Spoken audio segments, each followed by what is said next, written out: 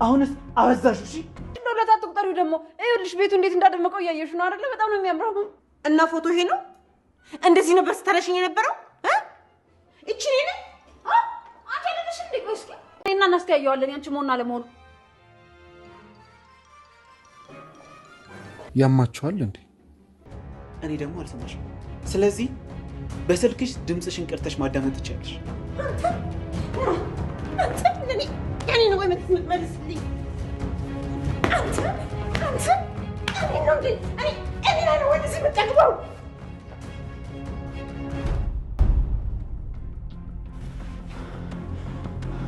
አሁንስ አበዛሽ እሺ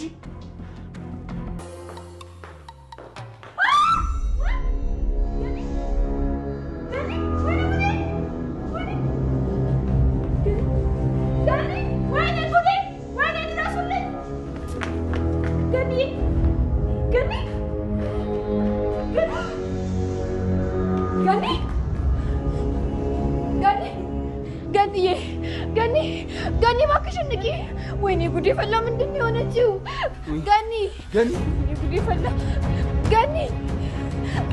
ገኒ ወይኔ ጉዴ ፈላ ምንድን ነው የሆነችው ገኒ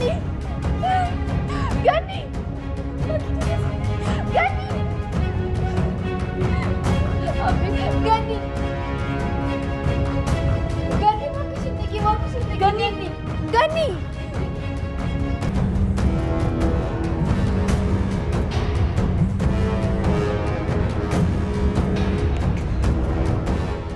ሄሎ ዚ ወንድሜ ቶሎ በል ድረስልን ቶሎ በል ወንድሜ ምንድነው ዚ ወንድሜ ገኒ ደህና አይደለችም የሞተች ይመስለኛል ምን ገኒ የምንነሽ አረጋት እንደዚህ ያደረጋት ቆይ ምንድነው ያገኛት ዝም በይ አቤል እቺ ሰይጣን ትዩነች ነገር ያደረገችው ከሰውጭ ነገር ማንንም አያደርጋት ተረጋጊ በቃ እንዴ አይ በአሁኑ ተረጋጋማ አቤል እቺ ትዩነች እንደዚህ ያደረገችው ከዛ ደግሞ ከኛ ጋር ያዞባሽን ታለቢያለሽ እየባክሽ እንደዚህ ናስቲ ና በክብር ና ብያለሁ በዛ ላይ ደግሞ ለምንድነው ቦርሳ ያስገባ የምናገረው ነገር አይገባሽም ደበል ተይኝ አይመለከትሽም አልኩሽ አንተና አይደል ገኒ እንደዚህ ያደረጋት ተናገር አንተና አይደለ ስለምንድን ነው የምታወሪው አሁን አይኔ ያየ የትም አትሄድም እሺ ሻንጣን አስቀምጠው ወደ ቤት ግባ ተመለስ ያ ካልሆነ ግን አሁኑኑ ለናታን ደውዬ ያረከው ነገር ሁሉ ነው የሚናገረው በል ከመርሽን ነው ሳስበው አንቺ ላይ ያስኩትን ትልቅ ሚስጥር ረስተሽው መሰለኝ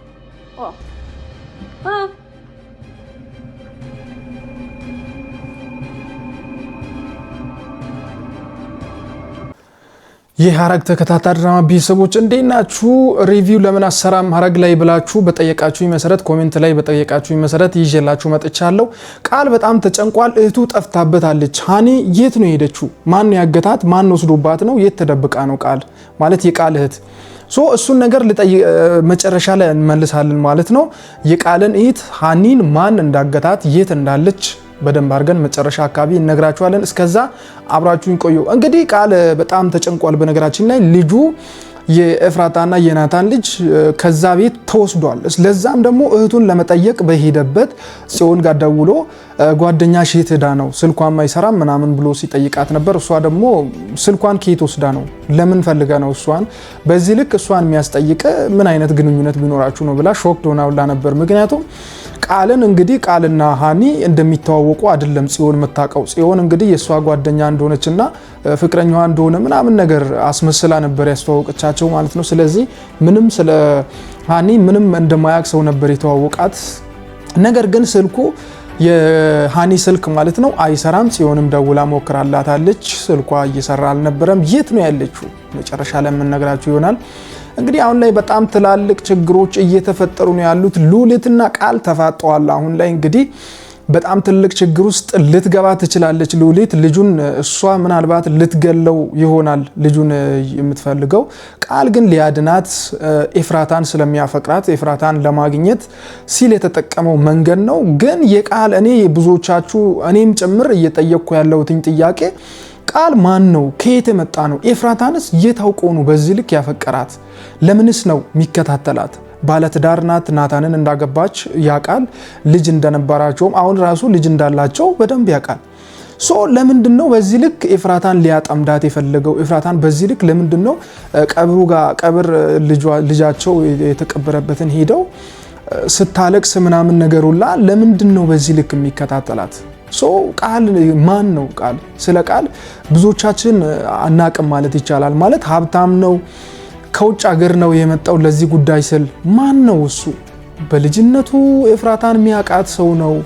በቃ ይሄ ጥያቄ የብዙዎቻችን ጥያቄ ነው። በነገራችን ላይ መልስ ሊያገኝለት ትንሽ ጊዜ ይቀራል ማለት ነው። እንግዲህ ሉሊትና ቃል ተፋጠዋል። በነገራችን ላይ እነሱን ሁለቱን የሚያገናኛቸውም የሚለያያቸውም የኤፍራታና የናታን ልጅና ልጅ ብቻ ነው። ስለዚህ እንግዲህ ሉሊትን አንቺ ይሄንን ልጅ የምትወስጂው ልገዩ ነው፣ እኔ ግን ላድነው ነው። ስለዚህ መግደልና ማዳን የተለያዩ ነገሮች ናቸው። ልጁን እፈልገዋለሁ፣ የቱን የወሰድሽው? ከአንቺ ውጪ ይሄንን ልጅ ሊወስደው የሚችል ሰው ማንም የለም ሲል ነበር።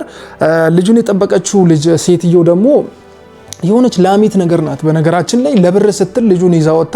እንግዲህ ትልቅ ችግር ውስጥ ነው የከተተችው ማለት ይቻላል። በሰዓቱ የመጣችው ልጅ የሃኒ ጓደኛ ማለት ነው። እሷ ራሷ ሰርታላታለች። በዛ ልክ ትሸወዳለች ብዬ አልጠበኩኝም ነበር። እሷ ብር ነው የምትፈልገው። እርግጥ ሉሊት 5 ሳንቲም ሳትሰጣት እንደምትወስደው ልጁን እንደምትወስደው በጣም ግልጽ ነው ይሄ ነገር።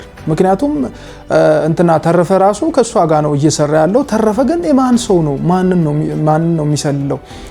ከናታን ጋር ነው እና ደግሞ ቢኒንም ከቢኒም ጋር አንዳንዴ ይታያሉ። በነገራችን ላይ ለቢኒ የሚላላክ ሰውም ይሆናል።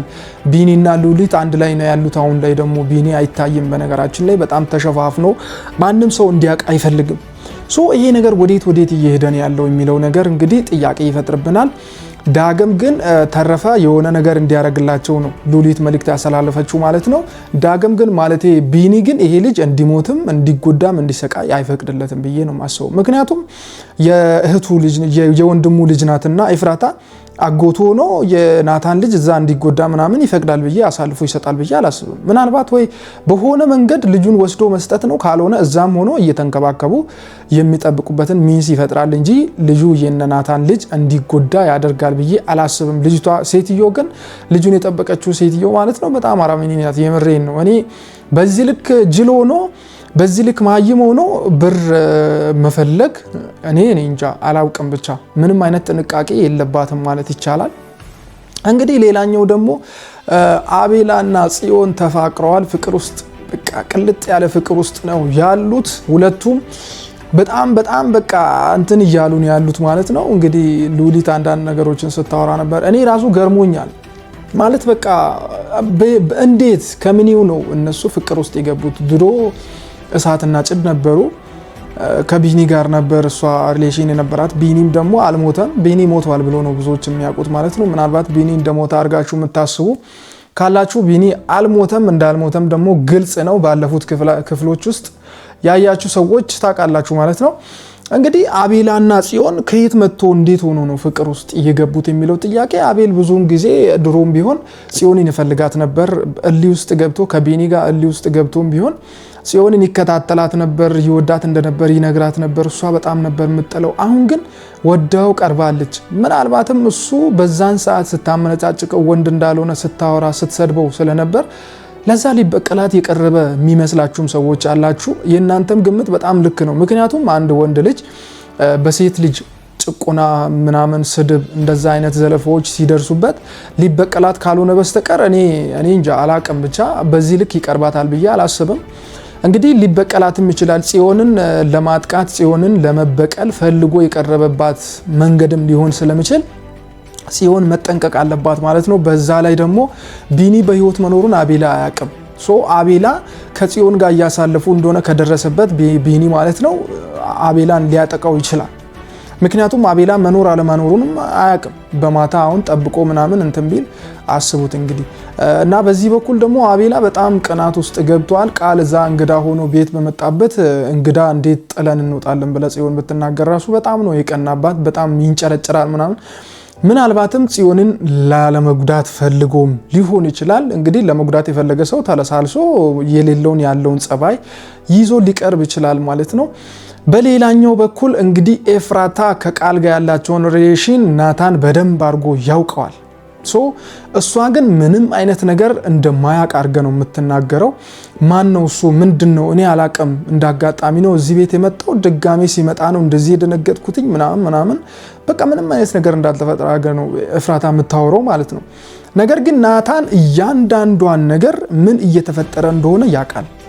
እሱ ያላወቀው ነገር ቢኖር አብሮ መተኘታቸውን ብቻ ነው ማያውቀው። ይሄ ነገርም ደግሞ ሆዷ እየገፋ ሲመጣ መታወቁ አይቀርም። ምክንያቱም አሁን ላይ እሷ ልጅ መውለድ እንደማትፈልግ ተናግራለች። ምናልባትም አሁን ላይ አብሮ እየተኙ ላይሆን ይችላል። ያ ነገር ደግሞ ችግር ሊፈጥር ይችላል። አብሮ እያሳለፉ ካልሆነ ለማን ነው ከማን ነው ያረገዝሽው እንዴት ይሄ ነገር ተፈጠረ ሊላት ይችላል። ትልቅ ችግር ሊፈጠር ይችላል ማለት ነው። አሁን ላይ እንግዲህ ከሷ ጋር ሪሌሽን ያላቸው ከቃል ጋር ነው።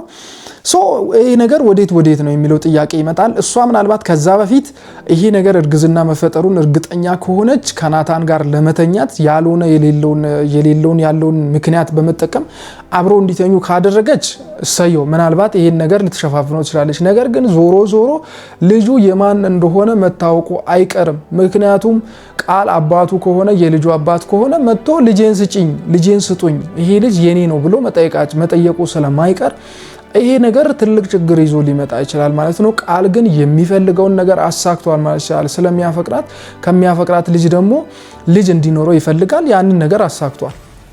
ኤፍራታ ግን አሁን ራሷን አሳልፈ ሰታ ራሷን አርክሳ ልጁንም ላለማግኘት እንግዲህ አስቡት።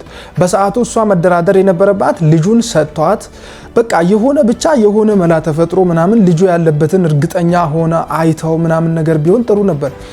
በደፈናው ልጁ አለ ስለተባለ ብቻ ፎቶ ስላሳየው ብቻ ራሷን አሳልፈ መስጠቷ በጣም ትልቅ ስህተት ነው። በእርግጥ ልጇን ለማዳን ብላ የሄደችበት መንገድ ነው ልንለው እንችላለን። ነገር ግን ስለ ልጇ እርግጠኛ አልነበረችም። 100% ልጇን እንደምታገኝ እርግጠኛ ከሆነች በኋላ ብታረግ እንኳን ለልጄ ስል ነው ይህንን መስዋዕትነት የከፈልኩት ልትል ትችላለች። በተሳሳተ መንገድ የምንከፍለው መስዋዕትነት መልሶ ትልቅ ጠባሳ ነው እኛ ላይ ምጥልብን ማለት ነው። ኤፍራታ በጣም ትልቅ ስህተትን የሰራችው አሁን ላይም ደግሞ የምትጫወተው ድብብቆሽ ከቃል ጋር ምንም አይነት ግንኙነት እንደሌለ በሰዓቱ ደግሞ ልብስ ለብሳ ነበር የመጣችው። ብርድ ይበርድ ነበር አልብሷት ኮቱን ለብሳ መጣ። የማን ጃኬት እንደሆነ አልነገረችውም። የማንም አይደለም መንገድ ላይ የሚያልፍ ሰው ነበር የሰጠኝ ምናምን ብላዋለች። ከዛ በኋላ ደግሞ ቤት ከመጣች በኋላ አስቡት እንግዲህ የማን እንደሆነ መናገር አትፈልግም። ነገር ግን መልሰ ኮቱን ለቃል አሳልፈ ስትሰጠው ሲተቃቀፉ ምናምን ናታን በደንብ ሲከታተላት ነበር። በደንብ ነበር ሲከታተላቸው የነበረው። ያኔ ኮቱን መልሰ ከሰጠች በኋላም ጠየቃት። ኮቱ የት ነው ሄደው ምናምን ብሎ ሲጠይቃት አይ ኮቱን ለሰውዬ መልሼ ሰጠው። መንገደኛ ነው አላልሽም እንዴ? ለማን ነው አሳልፈሽ የምትሰጪው ኮቱን? የት ያላወቅሽው ሰው ነው ሲላትም አይ እንዲህ አጋጣሚ በቃ ምናምን ሲያልፍ ነበር። አስቡት እንግዲህ ይሄ ምንም አይነት የሚያሳምን እንትን የለውም። እኔ ያሳምናል ይሄ አሳማኝ ንግግር ነው ብዬ አላስብም በነገራችን ላይ። ኤፍራታ በጣም ትልቅ ችግር እየፈጠረችን ያለችው ቤት ውስጥ። ሌላኛው ደግሞ ዳግም እናቱን ጥሏት አስቡ። እኔ በጣም ያሳዝነኝ እዚህ ፊልም ላይ ዳግም እናቱን የመታባት ገነትም ማለት ነው። አልታዘዝ ማለቱ እንዳለ ሆኖ ብር መስረቁ፣ የናታንን ብር መስረቁ፣ መጨመላለቁ፣ መጠጥ መጀመሩ፣ ዱርዬ መሆኑ እንዳለ ሆኖ እናቱ ላይ ግን እጅ ማንሳቱ በጣም ትልቅ ስህተት ነው የምር። ከዚህ በኋላ እሱ ሊያጋጥመው የሚችለውን ህይወት እንግዲህ አስቡት። በጣም ትልቅ ችግር ሊፈጠር ይችላል። እናቱ ላይ እጅ አንስቶ ጥሩ ነገር ያጋጥመዋል ማለት ዘበት ነው። ከቤት ወጥተዋል። ሻንጣውን ይዞ ጠቅልሎ እየወጣ ነበር። ሉሊት እንዳትወጣ ምናምን ብትለው ራሱ እሷ ስልክ ለማውራት ስትል ዞር ባለችበት ጥሎ ወጥተዋል። የት ነው የሄደው? የሄደበትን አያውቅም። በቃ ዝም ብሎ ነው ከቤት የወጣው ማለት ነው። ስለዚህ ትልቅ ችግር ውስጥ ነው የሚገባው። ጎዳና ላይ ሊወድቅ ይችላል። የማይሆን ህይወት ውስጥ ሊገባ ይችላል። ራሱን ነው የሚያጣው። እናቱ ላይ ለዛውም እጅ አንስቶ ትክክለኛ ጥሩ ነገር ያጋጥመዋል ማለት የማይታሰብ ነገር ነው። ናታን ግን ይህንን ከሰማ እኔ እንጃ ምን ሊያደርገው እንደምችል። ገኒ እንደምታውቁት ሐኪም ቤት ነው ያለችው፣ ሆስፒታል ገብታለች። ከዛ አገግማ ስትመለስ ምናልባት ልጇን ላለማጋለጥ ስትል ማን እንደዚህ እንዳደረጋት ማን እንደመታት ላትናገር ትችላለች። ሉሊት እንዳልሆነች ግን በደንብ ታውቃለች። ማስታወስ መቻል አለመቻል የሚለው ነገርም ተጨምሮ አብሮ እንዳይመጣ እንፈራለን። ምክንያቱም ማን እንዳደረገው ካላመነ ማለት ካላወቀች ሉሊት ላይ ሁሉም ሰው ሊነሳባት ይችላል። ምክንያቱም እሷ ናት በቃ እዚህ ቤት ብዙ ትንኮል ብዙ ችግር ስትፈጥር የኖረችው ማለት ነው። አሁን ግን ይህንን ነገር አላደረገችውም። ዳግም ሊያደርገው እንደሚችል እሷ ስለምትገምት ወደ እሷ ጫን ብሎ ከመጡ ግን ዳግም ነው እንደዚህ ያደረገው ብላ ልታጋልጥ ትችላለች። ዳግም ግን ጠፍቷል፣ የለም ሸሽቷል። እኔ በዚህ ልክ እኔ ምን ተጠናውቶት እንደሆነ እኔ አላወኩኝም ማለት መገመት ራሱ አልቻልኩ። ሶ እንዴት ነው በዚህ ልክ ሊጨማላለቅ? እንዴት ነው በዚህ ልክ እናቱ ላይ ሊጨክን እህቱ ላይ ሊጨክን የቻለው? ልጁን ደግሞ የኤፍራታን ልጅ በህይወት መኖሩን መናገር ይፈልጋል፣ ነገር ግን ይፈራል። ለምን ይፈራል? ቀስ ብሎ ተደብቆ መናገር ይችል ነበር። አሁን ላይ እንግዲህ ከኤፍራታ ጋር ራሱ አስቡት እንግዲህ ትልቅ ችግር ሊፈጥር ይችላል ማለት ነው። ይሄ ነገር ወዴት ነው የሚለው ቀስ ብለን የምንደርስ ይሆናል። ናታን ደግሞ በጣም ደስ የሚል ልጅ ነው። በነገራችን ላይ ናታን ኤፍራታን እየተከታተለ ያለበት በጸባይ ይዟት ያለበት ሁኔታ በጣም ደስ ይላል። ምክንያቱም ካራቃት ብዙ ነገሮችን ላያውቅ ይችላል፣ ላይደርስበት ይችላል። ለዛም ጥሩ እርምጃ እየወሰደ ነው ብዬ አስባለሁኝ። የሐረግ ተከታታይ ድራማ ቤተሰቦች እንግዲህ ወዳችሁና ፈቅዳችሁ ስለምትከታተሉን እጅግ አድርገን እናመሰግናለን። ቀጣይ ሪቪው ይዘንላችሁ እንድንመጣ የምትፈልጉ ከሆነ ኮሜንት ላይ እንደገና አሳውቁን። በቀጣይ ቪዲዮ ተመልሰን እስክንገናኝ ይመቻችሁ። ኢትዮጵያ ለዘላለም ትሳቅ። ይህንን ቻናል ደግሞ ሰብስክራይብ ማድረጋችሁን እንዳረሱ፣ ቪዲዮ ለብዙዎች እንድረስ ላይክ አድርጉ። ይመቻችሁ።